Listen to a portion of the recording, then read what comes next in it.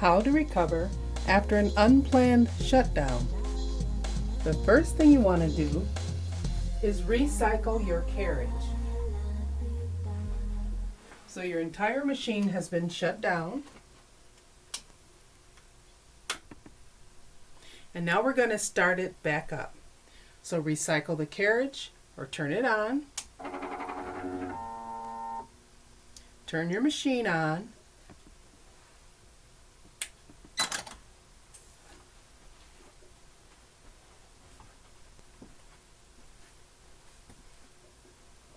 So far, those are the normal sounds that you should hear from your machine when you recycle the carriage and when you turn the machine on. Now we're going to open our software program.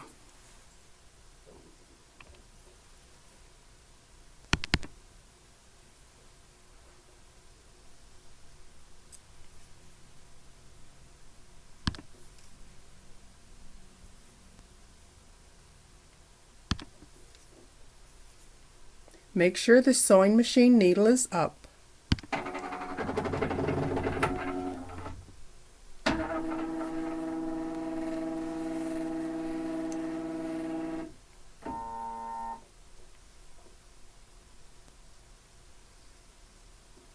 And now we're going to get back to the saved pantograph that we had created previously. So always be sure to save your pantographs. Once you have it the way you want, save it. And something I do as well is I take a picture of the finish screen that has all the settings that I want to keep. So I'm going to open pantograph. You will have to go back and reset your safe area. So I'm going to move my machine to the upper left, well outside of my quilt. I'm going to touch top left, and then I'm going to move my machine all the way forward and to the far right of my quilt top. And I will touch bottom right. Okay. And now, since I've saved my pantograph, when I bring it up, it will have all the proper settings for me. So I'm going to select my pattern.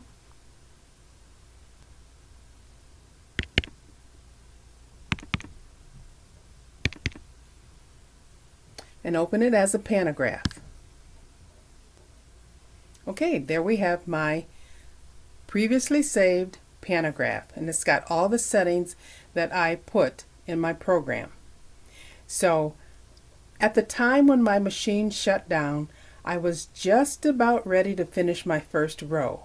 So I'm going to have to repair my pattern before I can begin the rest of my pantograph. And you'll notice my marking is still there from when I selected my center point placement, when I set up my pantograph. And you'll also notice that the hopping foot is off of my needle, and I did that intentionally so you'll be able to see as I try to repair my pattern. So pretty much 99% of the time I'm using this glide foot from Juki. I really like it. It glides right over thick or bulky seams, and it never gets caught on the side of my quilt. So right now I have that taken off just so you'll be able to see me repair pattern. So as I said, at the time of my unplanned shutdown, I was almost at the end of the first row.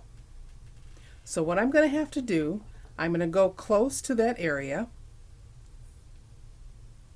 and I'm going to tell my machine to sew in zones. So I'm sort of setting it up like I had before. I do not want to save my zone sewing session, and I want to place my pattern again. So I kind of like using these little reinforcement rings because I know that my center point placement is going to be right in the middle of that reinforcement. So I'm going to place my pattern again using the green rectangle with the yellow dot. Okay, my pattern has been placed. And now I'm going to repair my pattern. So what I'm going to do is get to the closest stitch, and you can practice between using the closest stitch or the last stitch and see which one works best for you. The last stitch seems to work best when I run out of bobbin thread, and I'll have it go back and find that last stitch. But for this example, I'm going to use the closest stitch. And what I'm really going to tell the machine is the closest stitch that I want it to lock in on is going to be somewhere around this curve, because I want to see my machine trace around that curve and see how close it is to where the actual pattern is. So my closest stitch, and I like to needle down a bit so I can kind of get right there on top of where I'm going to tell it is the closest stitch. And I also try to make sure I'm not leaning on my belly bar, because that will kind of change. Okay, so that's where I want to be as my closest stitch. So I will hit closest stitch, make sure my needle is up. So that's where it thinks the closest stitch is. And let's see how close we are. If I needle down, I'm over a little bit to the right. So I'm going to nudge it to the left. Notice these are tiny little movements. And even with my glide foot on, I can pretty much see where my needle is going. And then I'll needle down, oops, a little bit. I know I need to go a little to the left. And when I'm saying needle down, I'm actually using my flywheel on the Juki to kind of turn my needle down towards my stitching line. So again, I need to nudge a little more to the left.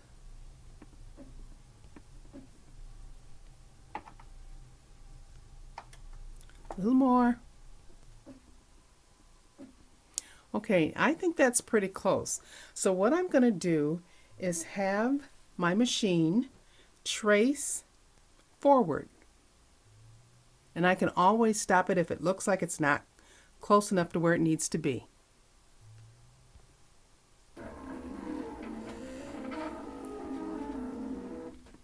And midway through, I will stop again. Use my flywheel to position my needle close to my stitching. Now it looks like I need to nudge a little to the right.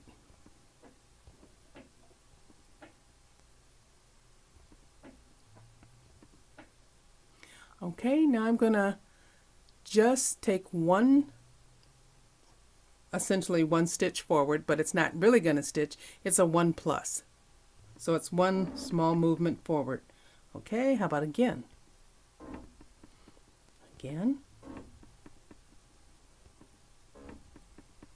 I seem to be tracking pretty well. Maybe nudge a little to the right.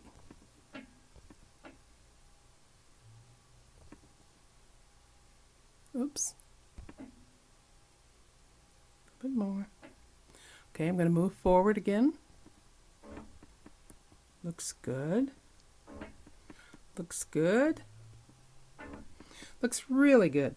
Now I'm going to use my flywheel, bring my needle down again, close to, nudge a little to the right. And this is where I'm going to start. This is where I'm going to begin. So what I'm going to do is I'm going to hold my thread to the side. I'm going to pull bobbin at this point. So what I'm going to do is hit the pull bobbin button. So it needle down, needle up, and at the same time I'm holding on to my top thread, and as you can see it's already started to pull up a bit of the bobbin thread. Ensure that the needle is up. So it's moving away, and what it's doing is pulling up that bobbin thread. So all I have to do is pull on it. So now I have both my top thread and my bottom thread in hand. and then I can hit sew, and it's going to go back to that point, do a couple lock stitches, and continue and finish my panto.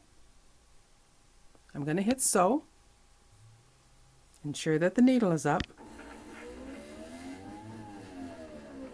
holding on to the threads.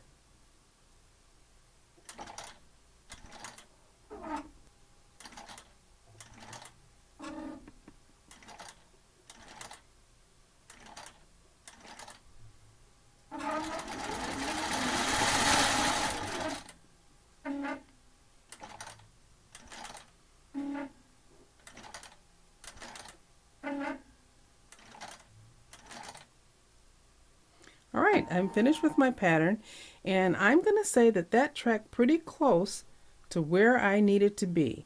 So if I pull those threads tight, you won't see any extra thread up there. And then I'm going to bury those threads.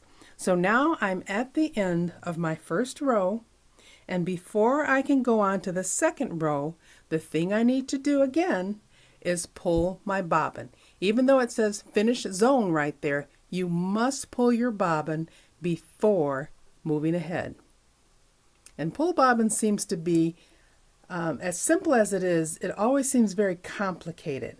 But we'll see if we can demystify that. So I'm going to hit pull bobbin.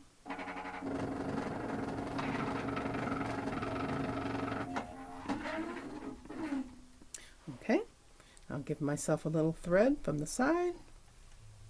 Ensure that the needle is up.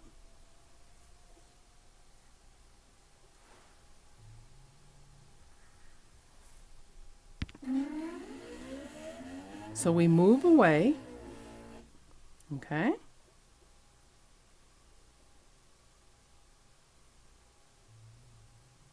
I'm going to hit continue. Ensure that my needle is up. Now it's going to go back and do a single stitch. You can see the bobbin thread right here, slightly yellow, as opposed to the top thread, which is gold. I'm going to ensure that the needle is up and it's moving away. So if you can see this little triangle that's sort of developed here,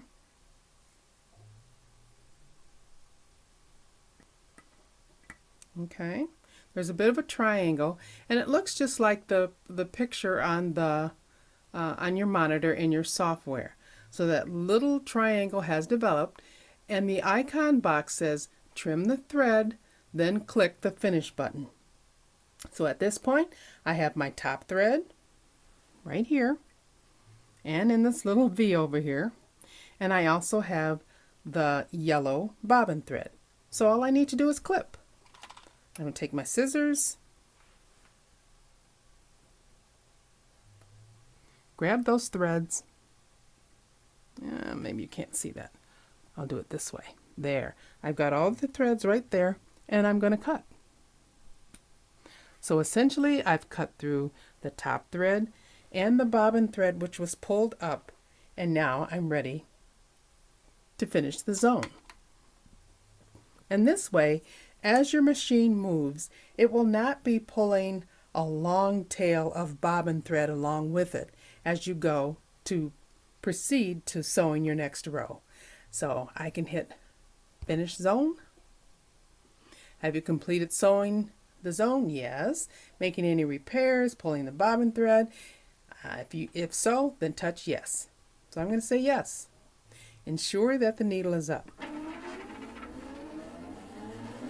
So now my machine is going to move to my next center point placement.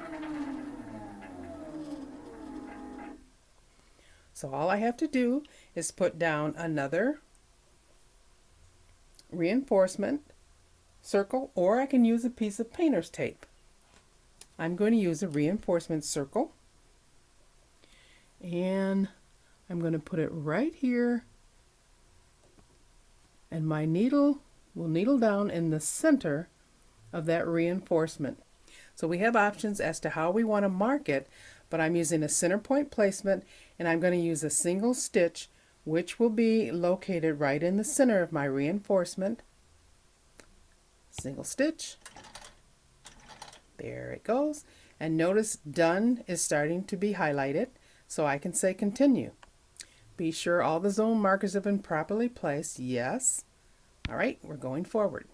The machine will now move to where the fabric marker for the next zone should be positioned. Okay? Ensure that the needle is up.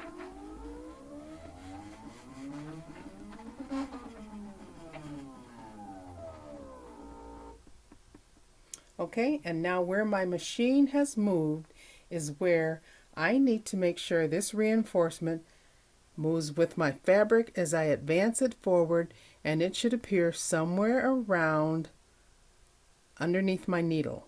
Hopefully this hole will be right underneath this needle, and that's where I will move my fabric to. So that's all you have to do during an unplanned shutdown. Always be sure to save your pattern. Always be sure to mark the zone, the starting point for your zone, whether you are doing a center point placement or 4-point placement. And then you can continue on. That's all there is to it. Thank you.